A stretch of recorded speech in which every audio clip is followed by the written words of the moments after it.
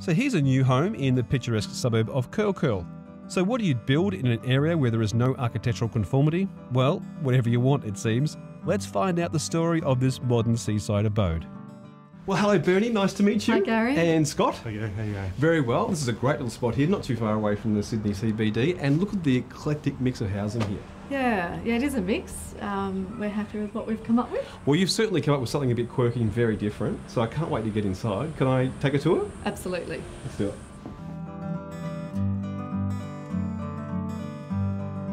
So I received a phone call from the client. They'd been through a long process through design, and they wanted to develop their block and were desperate to find something that would work. They had an existing design that was DA approved through council, but for budget purposes it was beyond what was realistic for the block. So what we provided was a redesign to work with the existing parameters that were already approved, and redesign and respecified the home so that it could actually be built for the budget of the client. In percentage terms, from the original design that they had, the saving would have been around the 40% mark to the house that we have now.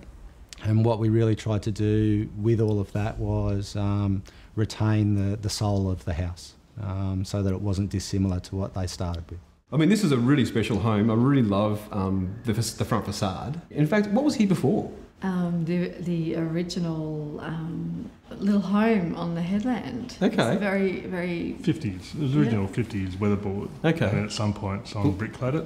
Oh no. And it wasn't pretty, the bricklaying. The charm for us was the location. Okay. And the beautiful north to rear aspect. Okay. It's a really beautiful location. I love how you can see all the way to Manly, I guess. Is that Manly that we see? Yep, North Head and St Patrick's Estate. We really set out and we were here to design a home for a family to live in, and to raise their 2 children in, and to really enjoy the aspects of the area.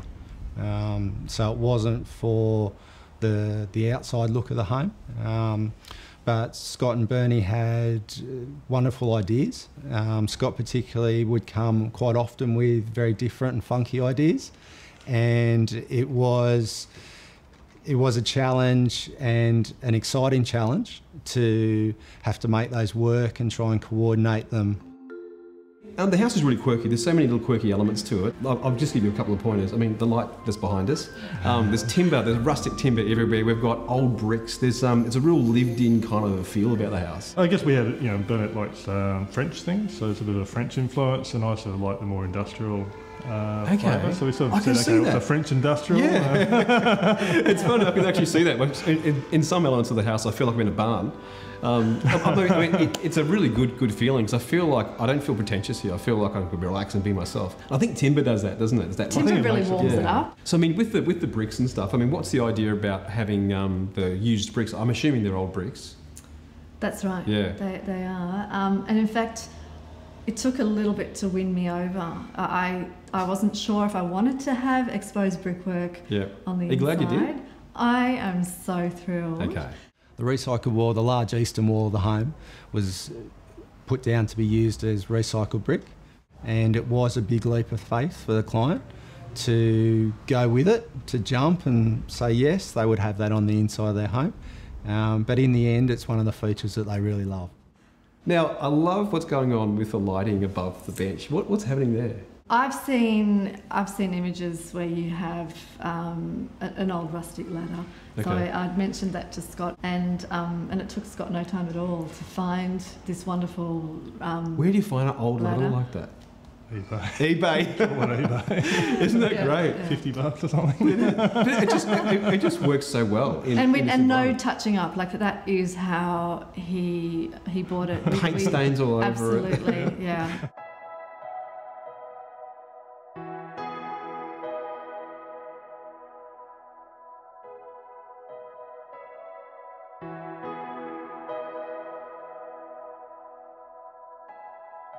The kitchen benchtop is concrete benchtop, and it's not dissimilar, it gets done quite regularly, but the difference with this benchtop is that it's on a top level of a timber frame home.